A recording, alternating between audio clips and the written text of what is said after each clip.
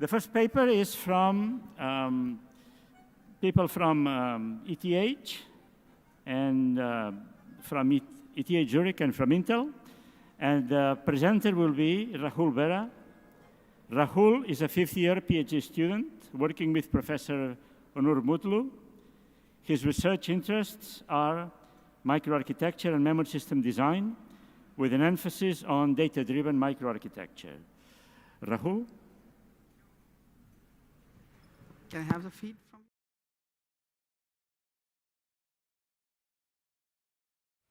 Hi everyone, I'm Rahul. Today I'm going to discuss our work Constable, improving performance and power efficiency by safely eliminating load instruction execution. As the name suggests, this work targets load instructions which are the key limiter of instruction level parallelism due to two key reasons. First, data dependence, meaning a load instruction stalling other data dependent instruction due to long load execution latency. And second, resource dependence, meaning a load stalling other load instruction due to contention in pipeline execution resources. Now, researchers have proposed multiple prior works that tolerate long load execution latency like load value prediction and memory renaming. These works successfully mitigate data dependence by speculatively executing load dependent instruction using a predicted load value. However, they do not mitigate load resource dependence since the predicted loads still need to be executed to verify the speculation, thus consuming the execution resources anyway. Thus, if we can safely break the data dependency of a load instruction without even executing it, that may provide additional performance benefit on top of prior work. But then the question is, how do we start? Maybe by finding load instructions that repeatedly produce identical results. Thus, we analyzed load instructions that repeatedly fetch the same data value from the same load address across the entire workload. In other words, both the component operations of these instructions, the address generation and data fetch, produce identical results across all dynamic instances, and thus they're the prime targets for breaking data dependency without even executing such load instructions. We call such loads global stable, and we found out that across a wide range of workload, nearly 1 in every 3 dynamic loads are global stable. In the paper, we have shown why do these global stable loads even exist in well-optimized real-world workloads. We have also shown that even after doubling the architectural registers have very negligible impact on this load at compile time. We have also done a deeper characterization of these loads to understand their origin, which you can find in our paper. Okay, so we show that a significant fraction of loads are global stable. But then the question is, do they limit ILP even after using prior speculative techniques? To answer this, we analyzed all execution cycles where at least one load port is utilized in an aggressive out-of-order processor that already has load value predictor and memory renaming enabled. We found out that nearly 23% of all such load utilized cycle, it was a global stable load that utilized a load port while blocking another non-global stable load from utilizing it. Thus, it's evident that even after presence of prior speculative techniques like load value prediction and memory renaming, global stable loads limit ILP due to sheer resource dependence. But then the question is, what is the performance headroom if we mitigate this resource dependence? We found out that if we ideally eliminate all such global stable loads, meaning mitigating both their data as well as resource dependence, it has 9.1% performance headroom as compared to only 4.3% performance headroom if we only ideally value predict the same global stable load. So this clearly shows that if we mitigate both the data as well as resource dependence of these global stable loads, they have twice more performance headroom left than just only value predicting these loads. And in fact, if we see the ideal eliminations performance, it even exceeds the performance of a processor that has twice more load execution capability. Now, as we have seen in the past a decade of processor design, that the execution resource scaling, load execution resource scaling has traditionally lagged behind the scaling of other pipeline resources due to its inherent area and power limitations. We believe that the performance potential coming from mitigating load resource dependence is going to be even higher in future generation processors. Thus, the goal of our work is to improve instruction level parallelism by not only mitigating load data dependence, but also mitigating load resource dependence. And towards this, we propose Constable, which is a purely microarchitectural technique that mitigates both load data as well as resource dependence by safely eliminating the entire execution of a load instruction. Now, Constable is based on a very simple key insight that if there are two successive dynamic instances of the same load instruction, let's call it LD1 and LD2, then if the source register of this instruction has not changed in between these two dynamic occurrences, then LD2 would have had the same address as LD1, which means that the address generation of LD2 can be safely eliminated. Similarly, if no store or snoop request has arrived to the address of this instruction in between these two occurrences, then that means that LD2 is guaranteed to fetch the same data also as LD1, which means that data fetching operation of LD2 can also be eliminated. So Constable exploits this key insight to work on two key steps. First, it dynamically identifies load instructions that have a history of fetching the same data from the same address. And second, once it identifies those loads, it simply eliminates their execution by tracking modification to their source registers as well as load addresses. Now, you might be thinking that, okay, the skipping redundant computations by memoizing previously computed results is not new, and it has been actually explored extensively in the past in literature. Now, these works often aim to memorize multiple dynamic instances of every single instruction in the program, and they often require large memoization buffer, which exceeds even the size of the L1 data cache. Now, Constable improves upon these prior works in three key ways. First, Constable focuses on loads and only to those loads that have been proven to be likely stable. So this significantly reduces Constable's storage overhead as well as its design complexity. Second, unlike prior works that requires the source register of an instruction to be available before it can eliminate a load instruction, Constable eliminates a load instruction much early in the pipeline at the rename stage by explicitly tracking the modifications to their source registers. And third, Constable ensures correctness even in today's high-performance processor that implements multiple performance enhancement techniques like out-of-order load issue, multi-core or multi-threaded execution. Now let me give you a brief design overview of Constable. So as I said, Constable has two key steps. It identifies the likely stable load and then eliminates them. Now let's see how Constable identifies likely stable load. So for identification, Constable uses a stability confidence counter per load instruction that essentially measures how frequently this load has been fetching the same data from the same address. Now, once the load execution finishes, if the data and the address matches with the previous dynamic instance, it simply increments the counter, or if it doesn't match, then it simply halves the counter. Now, once the stability confidence reaches a specific threshold, then Constable simply starts tracking the source register and the last executed address of this instruction in two separate hardware structures. It remembers what was the last executed load value of this instruction and sets a flag that we call eliminate flag. Now, setting this flag essentially means that any subsequent instance of this instruction can be eliminated from now on. So whenever a new instance of this instruction comes in, Constable simply looks up the elimination table, sees that the eliminate flag is on, so it simply eliminates its execution. By eliminating execution, we mean that no reservation station, address generation unit, and load port would be assigned for this instruction, and its data dependence is going to be broken using the last value of this load instruction. Now, keep this in mind that these eliminated load is still going to take the reorder buffer and the load buffer entry to maintain the correct elimination of any in-flight loads that are still there in the pipeline, which we have described in detail in the paper. If you're interested, then you can take a look at it. So now, as long as this eliminate flag stays on, Constable simply keeps on eliminating further instances of this load instruction again and again. Now, let's say one instruction comes in that either modifies any tracked register or the tracked addresses. Constable simply looks up the corresponding monitor table, resets the can eliminate flag of the load instruction. Now, resetting this flag essentially means that any further instance of this instruction should now be executed from now on. Now, once this instruction finishes its execution, it's going to update the stability confidence accordingly, which again needs to be regained before this instruction can be eligible again for the elimination in the future.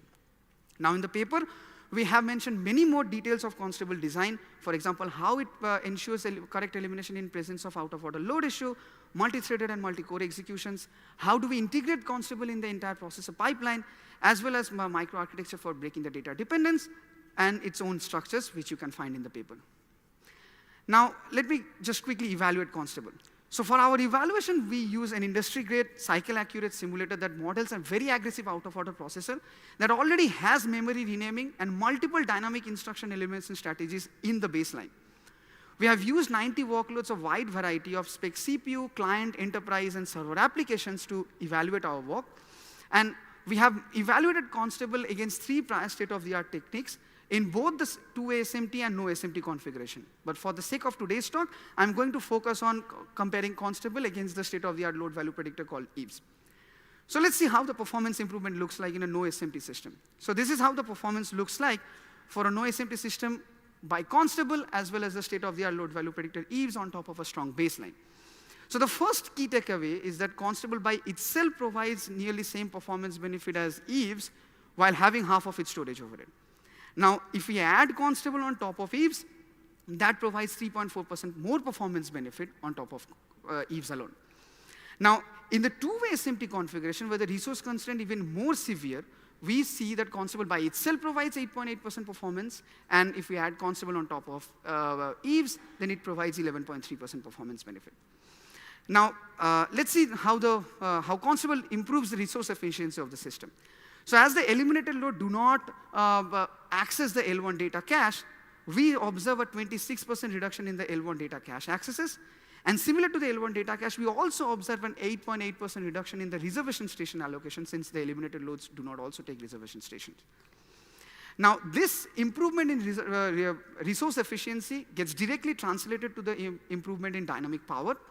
So here I'm showing the memory execution unit power broken down into key components like L1 data cache and data TLB. So as you can see here, that unlike the load value predictor Eves, Constable actually reduces the power of the L1 data cache by 9.1%. Similar to the memory execution unit, I'm also showing that the power of out-of-order unit broken down into reservation station, register alias table, and reorder buffer. And as you can see, Constable also reduces the power consumed by reservation station by 5.1% on average. Now, all of this benefit comes at a very modest overhead in the storage, as well as in the area of the processor floor plan. Now, we have many more exciting results in the paper, like, for example, how much loads are getting eliminated at runtime, workload-wise performance analysis, as well as a wide range of sensitivity study on processor parameters, which you can find in the paper. So now let me summarize the entire thing. So I want you to take the 3 key takeaways from this presentation in the end. First, a large fraction of the load instructions are fetching the same data from the same address throughout the entire workload, even after aggressive compiler optimization. We call such loads global stable, and we found out that these global stable loads, even after having load value prediction and memory renaming, they have resource dependence left in the system, which provides even twice X more performance headroom than just breaking their data dependency by any of the prior works. So this motivated us to design Constable, which we showed to provide high performance benefit while improving resource efficiency and dynamic power, all while consuming only a modest storage overhead. Now, we still believe that there is a lot of performance headroom still left. On average, we are only seeing the 57% of all the global stable loads that we identify offline are getting eliminated at runtime. So thus, we believe that we still need to understand these loads. Why do they even occur in the program even more? To aid this process, we have released an open source binary instrumentation tool that we call Load Inspector, which you can download from our GitHub repository. You can use this tool to study global stable loads present in any of the shell x86 program, as well as you can use it to study the effect of increasing architectural registers using the recently released Intel APX extension to the x86-64 ISA. With that said, I'll be concluding my talk here, and I'll be happy to take questions.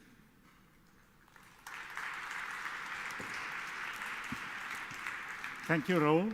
Okay, so please ask questions now. Say your name and affiliation, please. Hi, this is Cleo from Huawei Research Zurich. Thanks a lot, great work. Loved it. Thank you, Cleo. I just wanted to ask 2 things maybe. Like first, to pick up your brain, if you want to tell us, like if you find something like specifically, like as you say, around more than 30% of loads can be eliminated, right? Mm-hmm. So compiler doesn't get that, I guess, because I've seen that as well for value prediction. So do you see like any particular, let's say, reason on workload-based analysis, like why this happens? And then second, maybe just to quickly say, it's like that in the design, like, you know, for comparing with value prediction or with similar techniques, except from the fact that you are actually eliminating, which is like the basic thing, right? So what is then the fundamental, let's say, difference on tracking the behavior? Like how can we, is there something specifically different on compared to value prediction, how we identify this? Like for example, do you train at speculative path? Can we keep the question short, please, because there are many people around there. Can I go to this presentation slides maybe to answer the first question? Yeah, sure. So I'm going to show one quick example of why compiler is failing to optimize these loads, right? So here is one example. Let's say this is a singleton variable of srandom, right? And we have the access function for these variable, right? Now, if you see the disassembly of this code, right, what I want you to focus on is this if function, right? So what this if does, it loads this srng variable from the memory and just simply tests it. Now, the fact is that this variable, by the virtue of how we write program, it's going to be stable. Once we initialize it in the beginning, it never changes, right? So by virtue of that, it's going to be global stable. But for compiler to eliminate this load, it needs to reserve a register throughout the entire scope of the program, and compiler never does that. So even if we have enormous, gigantic number of ISA registers, like architectural registers, it may still fail to eliminate such loads. And we know that these loads exist. And that's just one example. I have another examples also which I can tackle.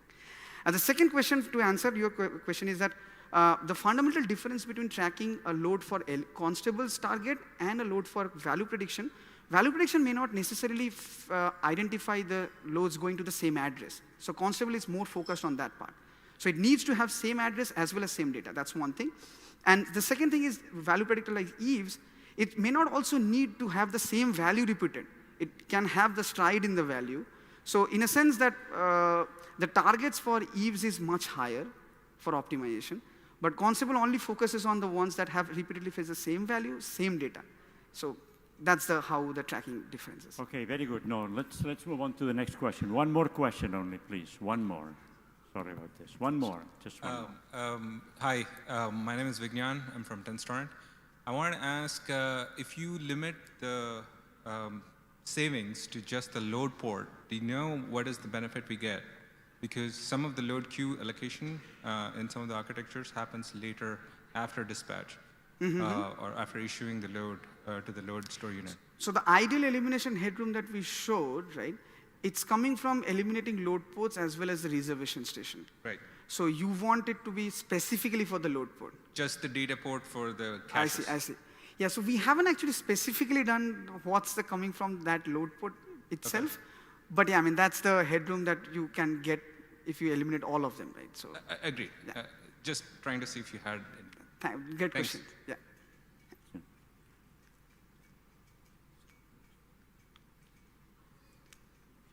I guess if there are no questions, then... No. Okay. Let's thank the speaker again. Thank you very much.